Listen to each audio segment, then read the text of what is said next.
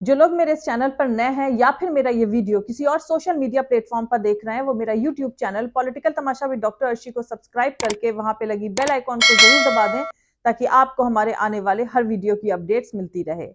और दोस्तों, अगर आपको हमारा काम पसंद आता है, हमारे वीडियोस पसंद आते हैं, तो www.patreon.com/dr अर्शी खान पर जाकर डोनेट करके आप हमारे काम को सपोर्ट कर सकते हैं।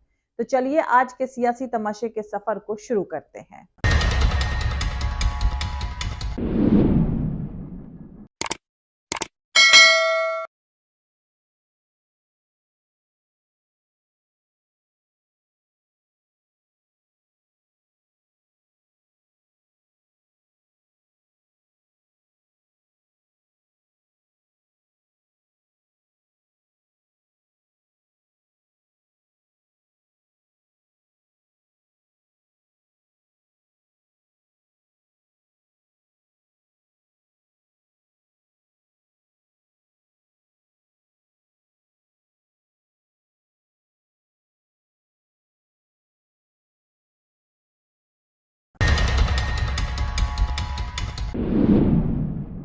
उन्हें कपड़े बदलने दे। कपड़े बदल बदल कर रूबरू होना साहिब का शौक है और ये उनका हक भी है। वैसे दोस्तों, मौजूदा सियासत में कपड़े भी इस मकसद से बदले जाते हैं कि चर्चा मुद्दों से भटककर कपड़ों, फैशन जैसी जगहों पर फोकस्ड हो जाए। मतलब साहिब को सुर्खियों में तो रखे पर उन्हें अनकंफर्टेबल ना करे। खैर, अनकंफर्टेबल करना मकसद भी नहीं होना चाहिए। डिग्री और चुनावी हलफनामा, गिरती इकोनॉमी और अडानी पर सवाल जो लोग उठा रहे हैं, वो अपने काम में लगे रहें। साहिब को इससे कितना फर्क पड़ता है ये आप सब जानते ही हैं। या यूं समझ लें कि भक्तों का गुरु एक चलता फिरता इलेक्शन रोबोट है, जो अगले कुछ वक्त तक जंगल में जाएगा तो कर्नाटक के, मंदिर में जाएगा तो कर्नाटक के, तारीफ करेगा तो सिर्फ कर्नाटक की। खैर, फोटो बड़ी चीज है, बाकी काम गोदी मीडिया का है।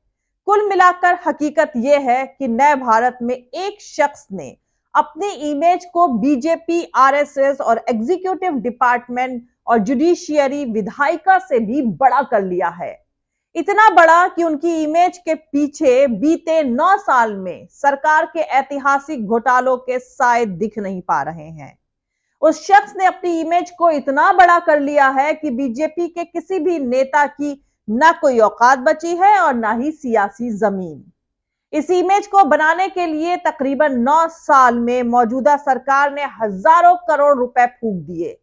इस इमेज को कायम रखने के लिए गोली, डंडे और भक्तों के सहारे हजारों की जुबान बंद कर दी गई।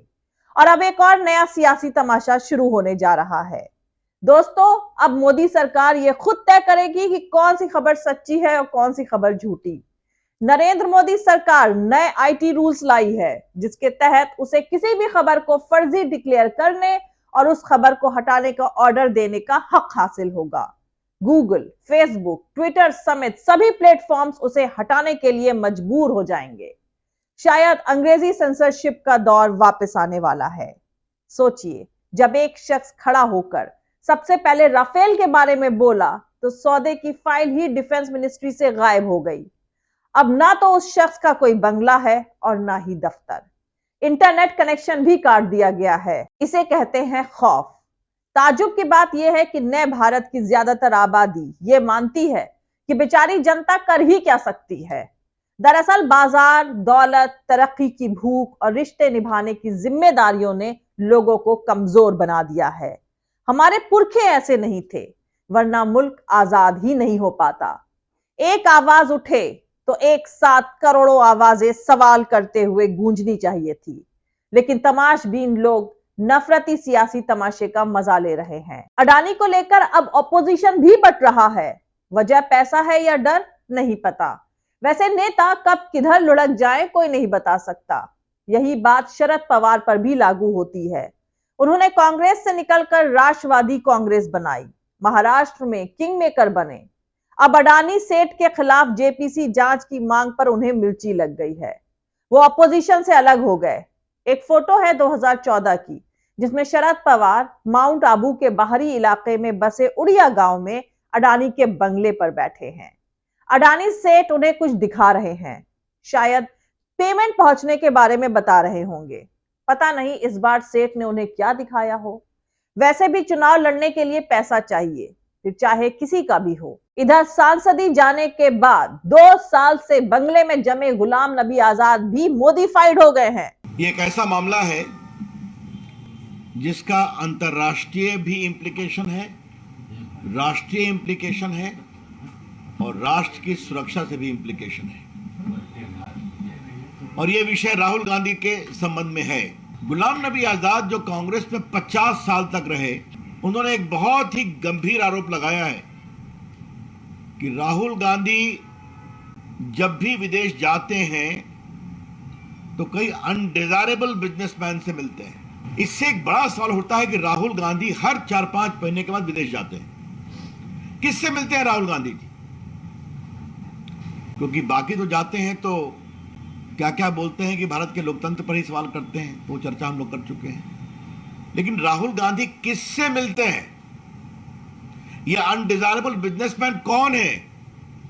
ये देश जरूर जानना चाहेगा और हम चाहेंगे कि ये बात सच्चाई देश के सामने आनी चाहिए कि राहुल गांधी जी जब भी विदेश जाते हैं तो किस तरह के अनडिजायरेबल एलिमेंट से, बिजनेसमैन से, अवांछनीय बिजनेसमैन से वो मिलते हैं और उनके मिलने का एजेंडा क्या होता है। और दूसरा सवाल ये उठता है कि जब भी राहुल गांधी विदेश से भारत लौटते हैं तो उनका और हमला तेज हो जाता है। शांत रहिए। तेज हो जाता है भारत के ऊपर, प्रधानमंत्री के ऊपर, भारत की प्रगति के ऊपर। तो ये है ऑपोजिशन की तैयारियां 2024 में बीजेपी से लड़ने की। अडानी के चैनल में अडानी के बारे में अडानी के ही दोस्त अपने यार की इमेज बनाते हैं। इस पर भी मुल्क की आवाम हंस रही है। वैसे अडानी का एक और नया कारनामा सामने आया है। अडानी ग्रुप की एक सहयोगी कंपनी है PMC, projects India private limited. इसका मालिक एक चीनी नागरिक है जिसका नाम है चांग चीन टिंग उर्फ मॉरिस चोंग। मॉरिस चोंग चांग चुंग लिंग का बेटा है जो अडानी की कई कंपनियों का इन्वेस्टर रहा है और 38 शेल कंपनी वाले विनोद अडानी का करीबी है। यह चीनी कंपनी अडानी के प्रेमिसेस से ऑपरेट होती है। सबसे चौंकाने वाली बात यह है कि यह चीनी कंपनी भारत के स्ट्रैटेजिक तौर से अहम सेक्टर्स में अडानी के जरिए घुसी हुई है। देश के 6 बंदरगाहों पर इसकी मौजूदगी है। ये इलेक्ट्रिसिटी ट्रांसमिशन प्रोजेक्ट में है, रोड इंफ्रास्ट्रक्चर प्रोजेक्ट में है, रेलवे प्रोजेक्ट में है। लेकिन चीनी प्रेसिडेंट शी जिनपिंग के झूले वाले दोस्त को शायद ये सब मालूम नहीं है या फिर ये सब जानते हुए भी अपनी आंख मूंदे हुए हैं और भक्तों को कह दिया जाता है कि चीनी झालर का बाइकॉट करो और भक्त गर्व महसूस करते रहते हैं। और आज हम गर्व के साथ कहते हैं वो जमाने चले गए जब भारत की भूमि का कोई अतिक्रमण कर सकता था। आज 100 की सुई की नोक जितनी भूमि का भी अतिक्रमण कोई नहीं कर सकता क्योंकि आईटीबीपी और भारतीय सेना यहां पर उपस्थित है। यहां पर 13,000 फुट की ऊंचाई पर कठिनाई के साथ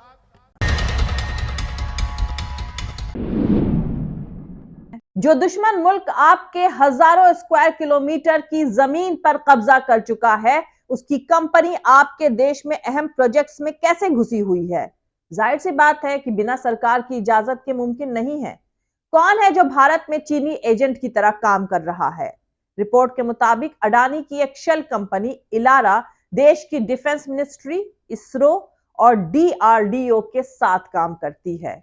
इसमें किसका पैसा किस मकसद से लगा है कोई नहीं जानता। खैर दोस्तों, सबसे अहम बात यह है कि इतने बड़े बड़े इल्जामों के बाद सरकार कोई सफाई तक नहीं दे रही है क्योंकि शायद उसे पूरा भरोसा है कि इस देश की जनता को कोई फर्क नहीं पड़ता है। एनसीईआरटी की किताबों से मुगल को भगा दिया गया है। आवाम खुशी मना रही है। शरद पवार की तरह सभी बेनिफिशियरी यानी लाभार्थी हैं। हराम का पैसा जब जेब में जाता है तो बोलती बंद हो ही जाती है।